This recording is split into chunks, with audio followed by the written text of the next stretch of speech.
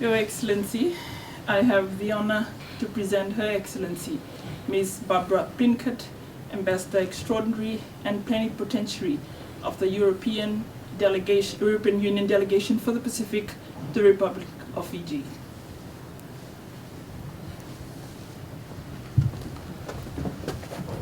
Your Excellency, I have the honor to present the letter of credence which the President of the European Council, Charles Michel, and the President of the European Commission, Ursula von der Leyen, have addressed to Your Excellency, accrediting me as the Ambassador Extraordinary and Plenipotentiary of the European Union to the Republic of Fiji.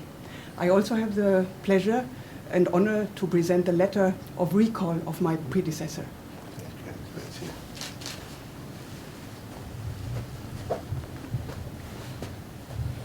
Your Excellency, I am pleased to receive your credentials.